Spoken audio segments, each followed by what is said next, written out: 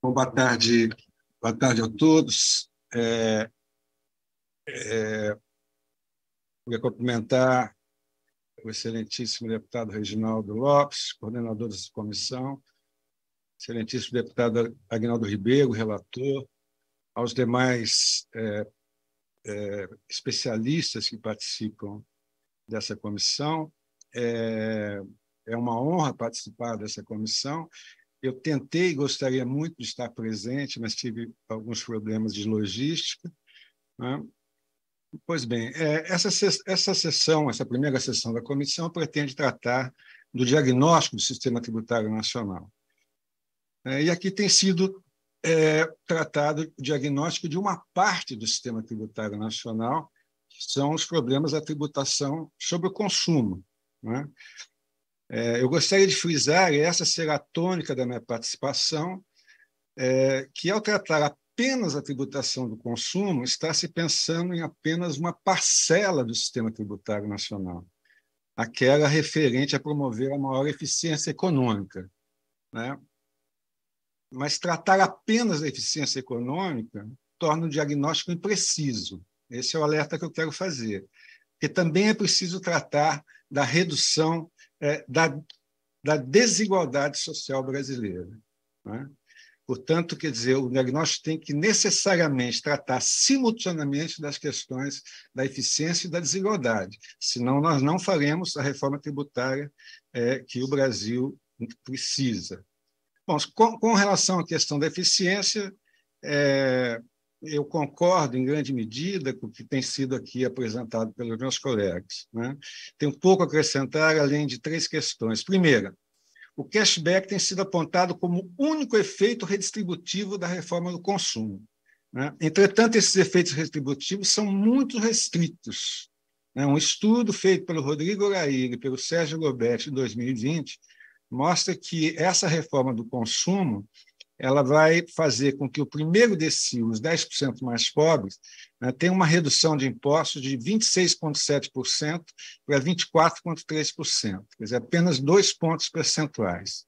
É muito pouco para mudar um dos sistemas mais regressivos do mundo. O segundo ponto é que há dificuldades, como já foram mencionadas, operacionais na implementação do cashback. Eu posso discutir isso depois. Com relação à desigualdade, como eu disse, nós temos que tratar da eficiência e da desigualdade. A visão de que a desigualdade da renda é prejudicial para o crescimento e para a eficiência econômica tem sido respaldada por importantes atores globais, como, por exemplo, o Oxfam, Fundo Monetário Internacional, e o próprio Banco Mundial e a CEPAL. Em 2015, a Christine Lagarde, então diretora-geral do FMI, afirmou, aspas, reduzir a desigualdade excessiva não é apenas correto do ponto de vista moral e político, mas é um bom princípio econômico, né? Especialistas do FMI também ressaltam que a desigualdade excessiva da renda, aspas, desestimula o investimento, inibe a taxa de crescimento econômico e torna o crescimento menos sustentável com o tempo, né? O que esses órgãos estão tentando dizer é que a redução da injustiça fiscal, né, amplia a demanda agregada, fomenta o mercado interno, alavanca o investimento privado e contribui para o crescimento e a geração de emprego e a renda. Assim como a melhora da eficiência econômica também age nesse sentido, né? No Brasil, reduzir a desigualdade é um imperativo civilizatório, né? O Brasil é uma das nações com maior abismo entre ricos e pobres do mundo. Nós somos campeões na questão da complexidade, mas também somos campeões na questão da desigualdade. Pelos critérios do PNUD, nós somos o 7º país mais desigual do mundo. Pelos critérios do Piketty, nós somos o 2º país mais desigual do mundo, né? Em grande medida, isso está ligado ao fato que nós temos também uma das tributações, um dos sistemas tributários mais regressivos do mundo. A carga tributária no Brasil ela não é elevada, mas ela é mal distribuída. Mal distribuída entre pobres e ricos. Por um lado, arrecada-se excessivamente tributo sobre o consumo e sobre a folha, como já foi aqui mencionado, que incide proporcionalmente mais sobre a renda dos mais pobres. No Brasil, como já mencionado, a participação relativa dos impostos sobre o consumo na carga tributária chega a quase 50%. A média da OCDE é 32%. Nos Estados Unidos é 17%. Por outro lado, nós arrecadamos pouco na forma de impostos sobre a riqueza e a renda da pessoa física. Nos Estados Unidos, em conjunto, os impostos sobre renda e riqueza representam cerca de 60% da arrecadação total de impostos. Nos países da OCDE, a média é de 40%, e no Brasil, de apenas 23%. A arrecadação do imposto de renda da pessoa física no Brasil é reduzida na comparação internacional. Ela representa apenas 2,5% do PIB, enquanto que a média da OCDE é cerca de 8,5% do PIB. Há diversos mecanismos que tornam a tributação das altas rendas residual, com destaque para dois deles. O primeiro, a alíquota máxima do imposto de renda praticada no Brasil é de apenas 27,5%. Nos países da OCDE, ela chega, em média, a 40%. Há diversos países onde essa carga é superior a 50%, e diversos outros países entre 40% e 50%. Segundo, somos um dos poucos países do mundo que não tributamos lucros e dividendos distribuídos aos sócios acionistas. A Petrobras, por exemplo, vai distribuir esse ano cerca de 217 bilhões em dividendos aos acionistas, em 2022. E esses acionistas não pagarão um centavo de tributos. Não é razoável que um professor que ganha R$5.000 por mês pague 27,5% de imposto na fonte, enquanto um acionista que receba, por exemplo, R$50 milhões não pague um centavo.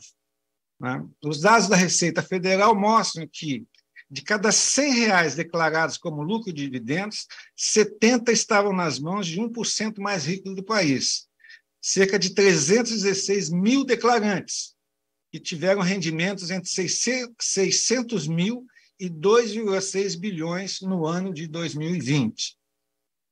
Nós estimamos que a taxação sobre lucros e dividendos pode gerar acréscimo na receita superiores a 120 bilhões de reais por ano. Há outras anomalias do nosso sistema tributário, no sentido da sua regressividade, como a questão dos incentivos fiscais, que já foi mencionada, a baixa tributação do patrimônio, né? O IGF foi aprovado em 88, até hoje não foi regulamentado, o IPVA incide sobre carros populares, mas não incide sobre jatos e iates, a alíquota máxima de imposto de renda no Brasil é 8%, a maior parte dos estados praticam 4%, enquanto a média internacional é 30%, né? E vários países praticam alíquotas superiores a 50%. A arrecadação do ITR no Brasil representa 0,1% da arrecadação tributária federal. Esses dados mostram que, do ponto de vista da tributação, nós somos pares internacionais. O economista Tomás Piketty ensina que a tributação progressiva sobre as altas rendas da riqueza teve papel importante, né, para a saída das crises do capitalismo no século passado, como a Grande Recessão de 1929, como a Segunda Guerra Mundial. Né? Em diversos países, entre a década de 1940 e 1980, a alíquota máxima do imposto de renda foi elevada para patamares superiores a 90%. Né? Isso foi feito por governos liberais, não foram governos de esquerda que fizeram esse tipo de política tributária. Quer dizer, em pleno século XXI, né, o Brasil, um dos países mais desiguais do mundo, permanece em relação a outras nações do planeta com quase 100 anos de atraso em matéria de tributação progressiva. Pois bem, me encaminhando já para o final, essa reforma tributária apresenta oportunidades e riscos. Né? Do ponto de vista das oportunidades, eu creio que, pelo amadurecimento desse debate, né, é possível fazer uma revolução tributária no Brasil. De um lado, teremos que reduzir tributos sobre o consumo e sobre a folha, ampliando a eficiência e a formalização de empregos. Isso beneficiaria a totalidade das empresas e das camadas pobres da sociedade. Essa redução facilitaria a aprovação da reforma sobre o consumo. No entanto, por outro lado, para compensar essa perda de receita, temos que ampliar a tributação da renda e da riqueza, né, para o que penalizaria apenas 316 mil bilionários. O fato positivo é que a proposta técnica caminha nesse sentido. Nos últimos anos, os partidos populares, que fazem parte da coligação vencedora nas eleições de 22, formularam uma proposta de reforma tributária para colocar o rico no imposto de renda, como bem sintetizou o presidente Lula. Trata-se da reforma tributária solidária, justa e sustentável, protocolada na Câmara dos Deputados por iniciativa das bancadas do PT, do PCdoB, do PDT, do PSB, do PSOL e da Rede. Trata-se da emenda substitutiva global à PEC 45, de número 178, de 2019.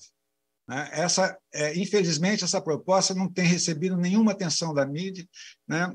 E a minha amiga Vanessa esqueceu de mencioná-la aqui na sua relação das contribuições para esse debate da reforma tributária. Quero enfatizar que as diretrizes para o Programa de Reconstrução e Transformação do Brasil, o programa do presidente Lula e do vice-presidente Alckmin, assentam-se nessa proposta. Na página 17 está escrito, aspas, proporemos uma reforma tributária solidária, justa e sustentável, que simplifique tributos e, segundo a qual os pobres paguem menos e os ricos paguem mais. O que é fundamental na reforma tributária solidária, justa e sustentável?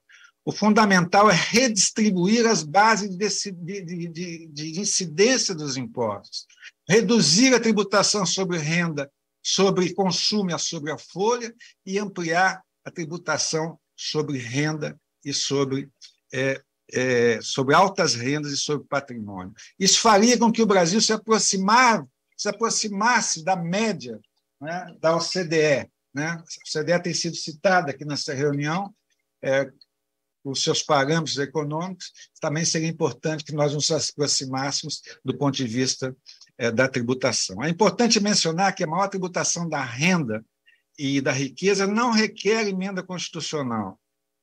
A tributação de lucros e dividendos, por exemplo, requer apenas a revogação do artigo 9º da Lei 9.249, de 95. A nova tabela de progressivo do imposto de renda pode ser implantada por ato da Receita Federal. A regulamentação do IGF, Imposto sobre Grandes Fortunas, requer apenas legislação complementar.